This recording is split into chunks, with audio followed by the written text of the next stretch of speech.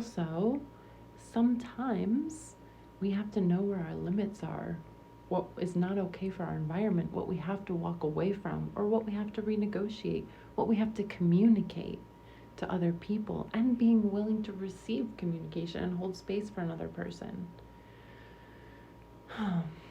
So, sexual empowerment has nothing to do with anybody else. And the more deeper connection I have to myself, the more that I notice it's easier for me to relate to other people. It's easier for me to relate empathetically with others. And that's others, other humans, other plants.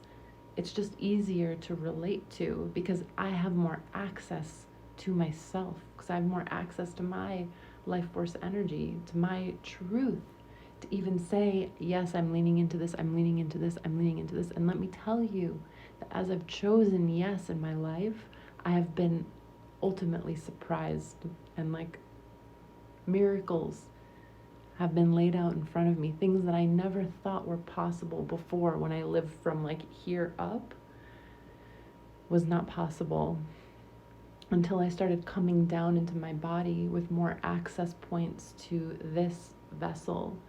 And I truly believe and experience that I am connected to the earth, and that as I connect more deeply to my body, I'm actually tuning into wisdom that isn't logical. It is intuitive. It is something that exists here in these cells who have been here since the beginning. They have wisdom in them, and we've been cut off and lost from it. And the more that we as humans, as individuals, can start coming down into the layers of our body, can start thawing, and it's not an easy process. And so taking that journey is, first of all, a brave one, and honoring all of those people who have started to take that journey and are holding trauma in their hearts and grief for not just themselves, but their ancestral lineage, the planet, and the state of the planet, because that grief has wisdom in it. The wisdom of what is actually happening, what our minds know is happening, that this planet has been being killed by us, by our mind, by the domination of our mind.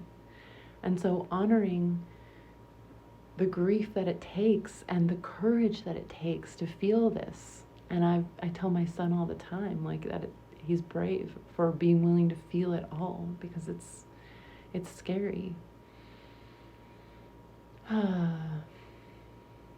So yeah, I wanted to drop in here and just say and just speak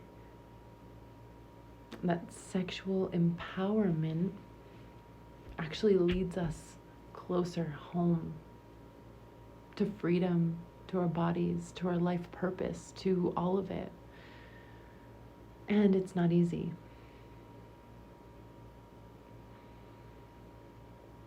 And I recently woke up to the commitment that I have to having been walking this path pretty deeply for, I don't know, deeply in my sexuality for the past 6 years, but more deeply in my journey of somatic healing in probably the past 10.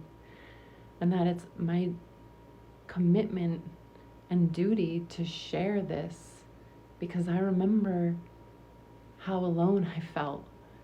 I remember how difficult it was, and the habits and the pain that I felt